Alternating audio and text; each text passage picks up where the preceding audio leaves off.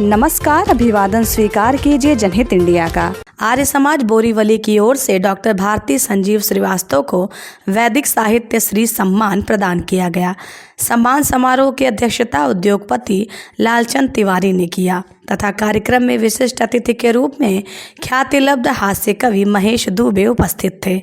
कवित्री श्रीमती गायत्री पांडे बतौर सम्मानीय अतिथि के रूप में मौजूद रही। डॉक्टर भारती संजीव श्रीवास्तव को यह सम्मान उनकी सुदीर्घ साहित्य सेवा के लिए प्रदान किया गया। भारती का हिंदी भाषा के प्रति अटूट प्रेम रहा है। उनकी लेखनी में भाषा का संयम, भावों की गहराई और काव्य का संतुलन झलकता है।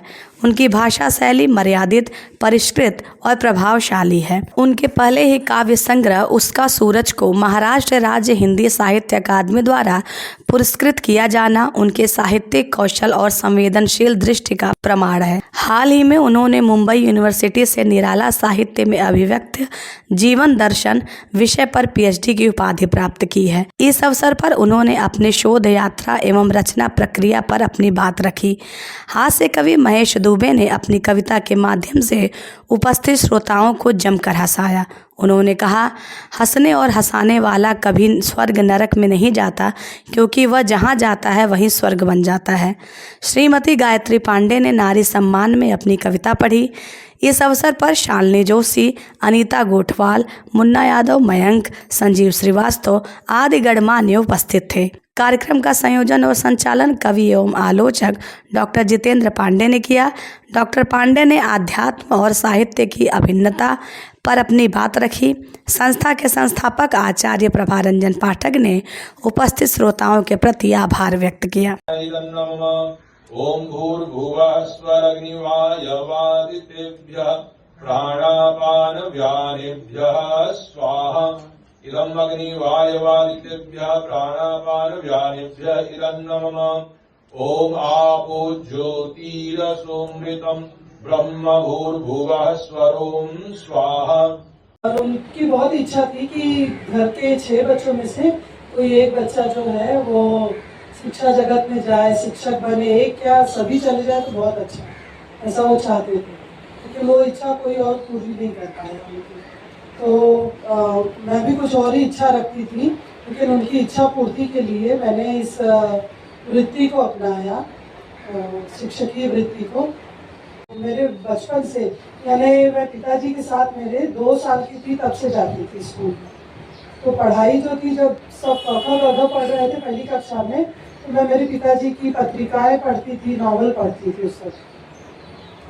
तो मुझे ऐसा लगता था अगर मुझे पढ़ाई से दूर कर दिया जाएगा तो बहुत मैं विचलित हो जाऊँगी। तो जब मैंने सोचा कि मुझे पीएचडी करनी चाहिए, तो मुझे शोध निर्देशक की तलाश थी। उस समय डॉक्टर पांडे मुझे अपने साथ लेकर के घूम रहे थे कि कौन शोध निर्देशक मिलता है। और मुंबई यूनिवर्सिटी में शोध निर्देशक मिलना बहुत आसान नहीं है, बहुत मुश्किल। वहाँ पहले से लाइन लगी होती है और आपके पास समय बहुत कम होता है कि आपने एंट्रेंस एग्जाम दी है, तो 3 साल के अंदर अगर शोध निर्देशक ना मिल जाए तो आपको फिर से एग्ज़ाम देनी पड़ती है। तो ये बेचारे मेरे साथ रात के 9-9 बजे तक जो भी शोध निर्देशक उपलब्ध होते थे उनके पास जाते थे, तो वो बताते थे कि अभी आपको 2 साल रुकना पड़ेगा। फिर इन्होंने एक जो मेरे गाइड है डॉक्टर उमेश चंद्र शुक्ला, उनसे मुझे मिलवाया और उनके अंदर मैंने निराला जी के साहित्य पर, जीवन दर्शन पर, उनके समग्र साहित्य का जीवन दर्शन, इसके ऊपर मैंने शोध लिखना, पढ़ना शुरू किया।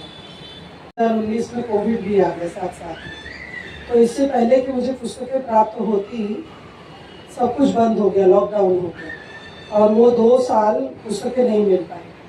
उस बीच में पांडे जी ने मुझे निराला जी पर एक पुस्तक उपलब्ध करा दी थी, वो मैं पढ़ रही थी। और उस समय मैं ये सोच रही थी कि अगर जीवित बच गई तो पीएचडी तो पूरी कर लूँगी, क्योंकि कोविड हो गया था, हम लोग सभी लोगों, पूरे परिवार को कोविड हो गया।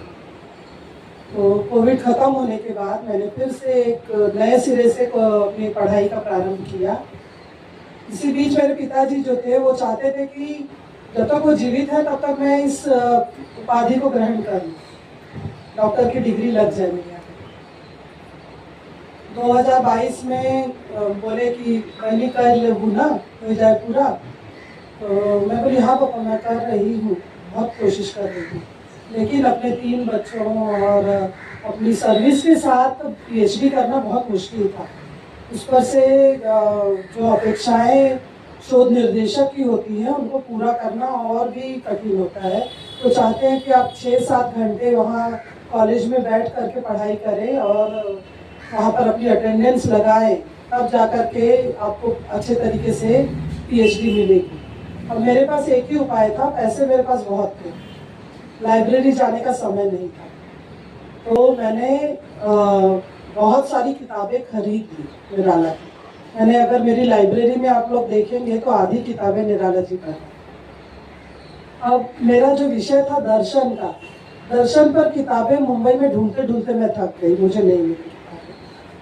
और मेरे जो सबसे आत्मीय हैं तिवारी सर, ये बनारस में थे, कोविड के बाद की बात है, तो मैंने इनसे फ़ोन पर कांटेक्ट किया कि अगर वहाँ से कुछ पुस्तकें उपलब्ध हो जाए तो इन्होंने पूरे भारतीय दर्शन पाश्चात्य दर्शन दोनों के बीच में जो अंतर है, कितनी किताबें ऐसे ही उठा करके ला करके मुझे दी, खरीद करके खुद। तो ये लोग आधार स्तंभ है मेरी पीएचडी की उपाधि का। अब जो मेरा जीवन दर्शन था, उसी बीच इनसे भी मुलाकात हो गई, पाठक जी से। तो जैसे कि कहा कि आर्य समाज भी मेरे पीएचडी का एक टॉपिक है, तो मुझे वहाँ से भी सहायता मिली, सत्या प्रकाश इन्होंने मुझे दिया पीएचडी। तो यहाँ 3-4 लोग ऐसे हैं जो कि मतलब उन्हीं के सहारे मेरी पीएचडी हुई है। बाकी मुंबई यूनिवर्सिटी से पीएचडी करना बहुत कठिन है, उनके प्रोसीजर्स बहुत कठिन है, आपको फीस भरने में भी 4 से 5 दिन लग जाते हैं।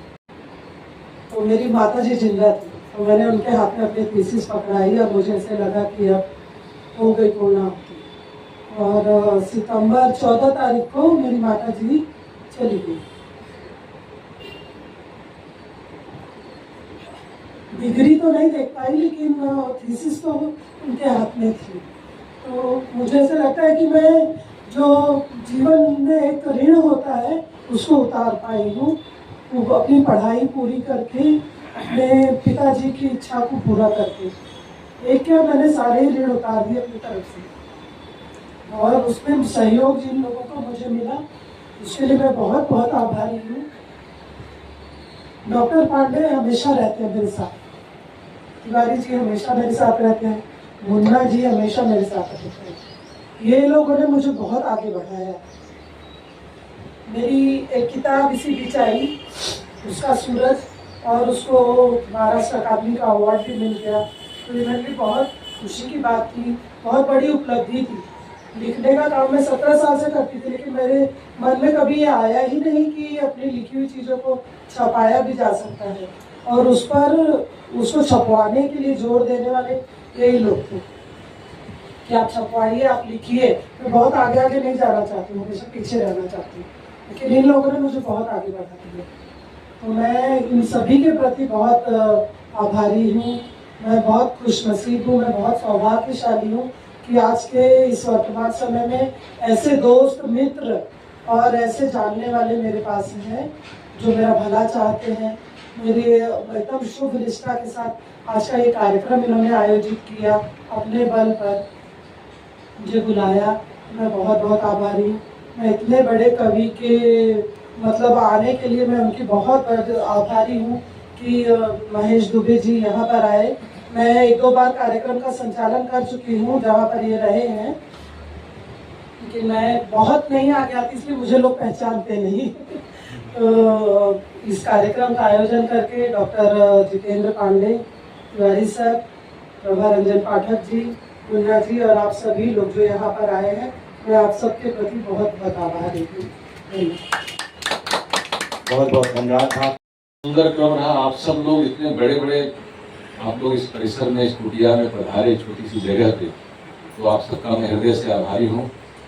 निर्मला जी हमारे हर रविवार को आ जाते हैं, आपका नाम विजय कुमार जी, ये भी आ जाते हैं। 8-10 लोग आ जाते हैं हर रविवार के सत्संग में। हर रविवार को यहाँ 8:30 से लेकर 10 बजे तक का कार्य चलता है। सत्संग प्रवचन का क्रम चलता है, हवन होता है। इस बीच में पांडे जी ने जो चर्चा की, तो ये पूरा आयोजन उन्हीं की प्रेरणा से सारा हुआ। और आपको याद होगा पहले भी एक बार आए थे आप, उसमें आपके पिताजी आए थे, और पिताजी उस समय आए थे, आप भी आए थे, तो थोड़ा सा इसका चेंज हुआ है। तो आपका यहाँ आना और इस सारे क्रम का हम सबका सौभाग्य है कि आप और आपकी इस उपलब्धि पर हम सब लोग गौरवान्वित हैं। और ऐसे ही हमारे यहाँ शब्द है एक संतान। संतान का मतलब होता है जो सम्यक रूप से तान दे। तानना समझना, चादर तान के सो जाना, तानना मतलब फैलाना। तो संतान का मतलब जो सम्यक रूप से, जो अच्छी तरीके से ताने यानी फैलाए, उसका नाम संतान है। तो आप अपने पिताजी की इच्छाओं को अच्छी तरीके से फैला रही है, इसलिए आप उनकी उत्तम संतान है, तो श्रेष्ठतम संतान है। तो हम सब लोग आपकी शुभकामनाएं, शुभेच्छा देते हैं। और मुन्ना जी का परिश्रम बड़ा अद्भुत रहा है। स्वाद से लेकर के स्वच्छंदतावाद, मैंने एक विहंगम दृष्टि डाली है जो आपने अनुक्रम भेजा है, उनकी पारिवारिक पृष्ठभूमि से लेकर के उनकी काव्य संग्रह, निबंध संग्रह, उपन्यास आदि पर आपने बड़ी मेहनत की है। मुंबई की बहुत सारी जो बड़े पुस्तकालय हैं उनकी खाक छानी, अपने गाइड की बातें सुनी। शोध निदेशक, जब कोई शोध कार्य करता है तो जो उसके निदेशक होते हैं वो नहीं समझते कि ये हमारा छात्र है।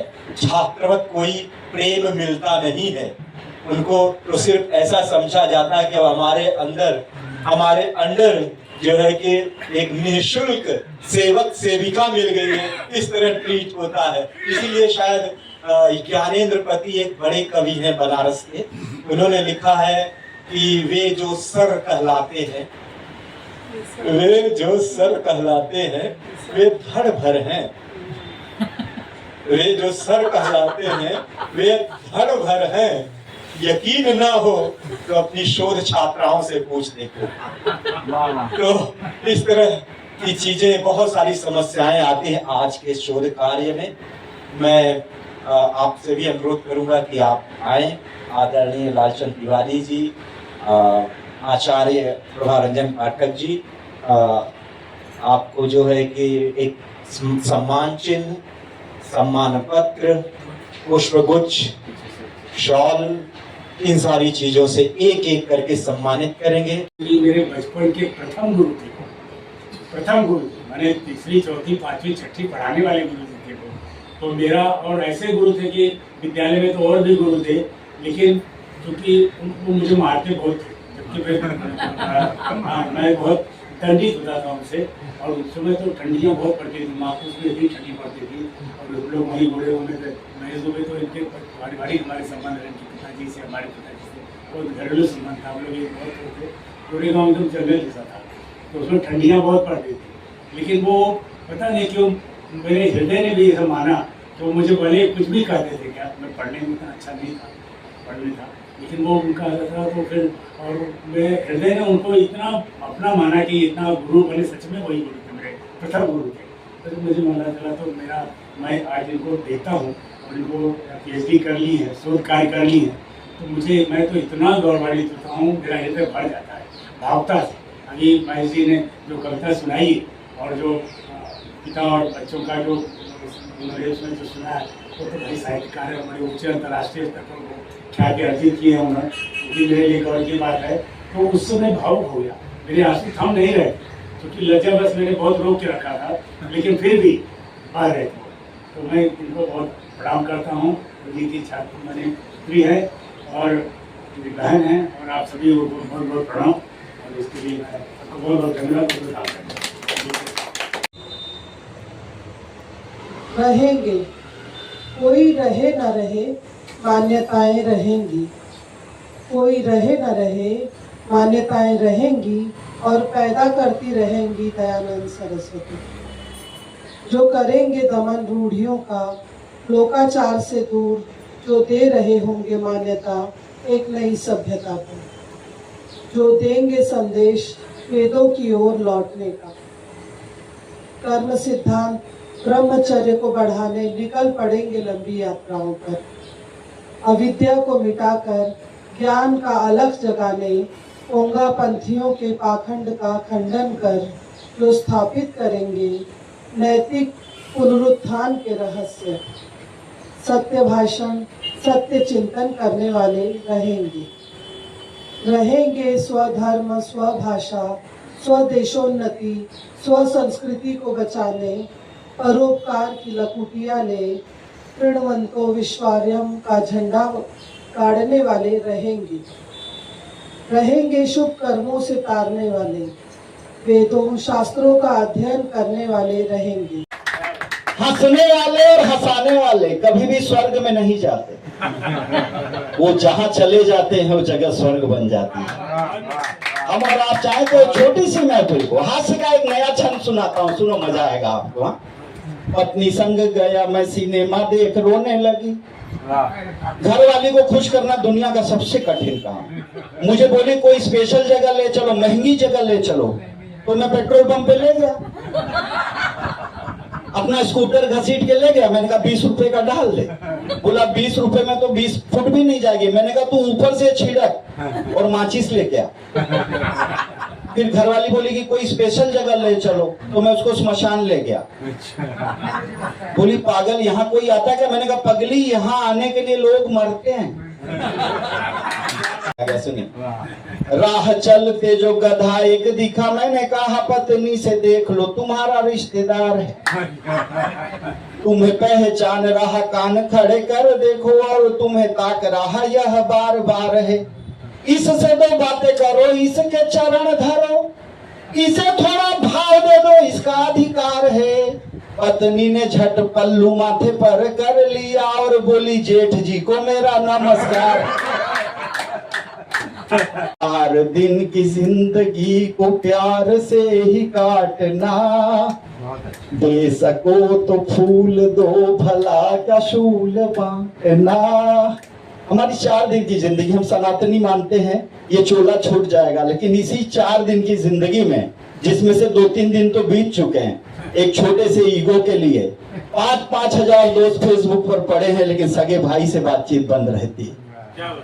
मैं तो हाथ जोड़कर एक ही बात कहता हूं, जहां भी लोग मिलते हैं, कि अगर आपका किसी से विवाद है और वो आपसे बड़ा है तो एक बार पैर छू के माफी मांग लो, और छोटे हो तो एक बार हाथ जोड़कर माफी मांग लो। आपके जीवन की सारी प्रॉब्लम उसी दिन समाप्त हो जाएगी साहब। इसीलिए कहता हूं 4 दिन की जिंदगी को प्यार से ही काटना, दे सको तो फूल दो भला क्या शूल बांटना। जो चले गए हैं उनकी याद बस बची रही है, हुआ वही जो क्रूर काल की रची रही। अनुभवों की बात है सुनो है खाली मुट्ठियां, शेष है कपाट में कुछ एक जीर्ण चिट्ठियां। हो सके तो उनकी लिखावट जरा संवार दो, बुझ तो जाऊंगा ही किंतु एक बार। आखिरी बंद दे रहा हूं, आखिरी बंद। हम अपने बुजुर्गों के साथ चाहे जैसा बर्ताव करें, वो हृदय से हमारा कल्याण ही चाहते हैं। देह है अशक्त, मन में भावना का ज्वार है, हर दिशा से शोक का प्रहार ही प्रहार है। तन का पोर पोर क्लांत और जीर्ण शीर्ण है, व्यंग्य बाण से हृदय भी हो रहा विदीर्ण है। फिर भी कामना यही लगे न तुमको ठेस भी, काम आ सकूं तो ले लो देह का अवशेष भी। सिर्फ हाथ थाम कर ये जिंदगी उबार दो, बुझ तो जाएगा ही किंतु एक बार प्यार। बहुत धन्यवाद। नारी तू नारायणी, नारी तू नारायणी, हर हर करती बात, राम रही तेरी संतान, फिर क्यों होता तेरा संहार। नारी तू नारायणी, हर हर करती बात, नारी तू अबला नहीं, नारी तू अबला नहीं, अपने बल को तू पहचान, अपनी इस हालत की है तू ही जिम्मेदार। दुर्गा काली चंडी जब है, दुर्गा काली चंडी जब है, तुझमें विद्यमान, टूट पड़ो उन नराधमों पर, कर दो प्रहार।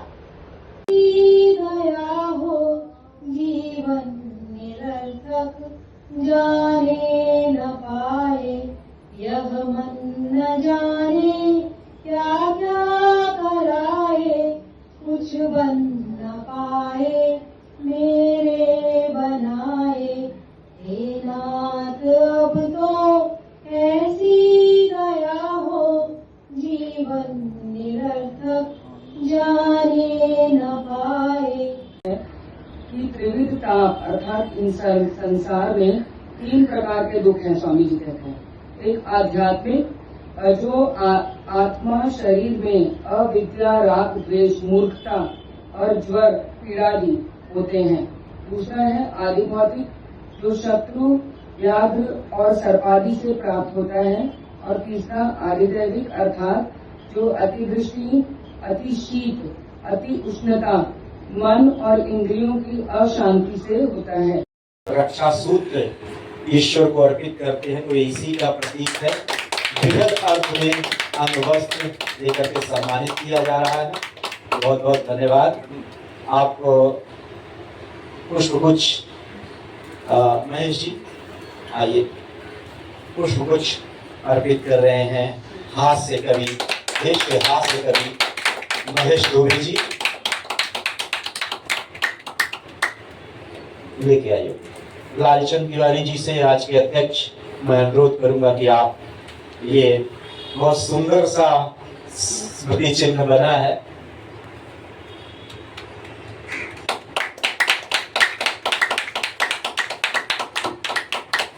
पाठक जी आप जो है सम्मान चिन्ह देकर के सम्मानित करें। वैदिक साहित्य श्री सम्मान से आप सम्मानित हो रही हैं, क्योंकि आर्य समाज का मूल ही वेद है। तो आर्य समाज जब सम्मानित करेगा तो उसमें वैदिक शब्द आना ही है, और वैदिक साहित्य के साथ श्री बांसुरी जो बहुत सारे विद्यालयों में वही की चल रही है। सर एक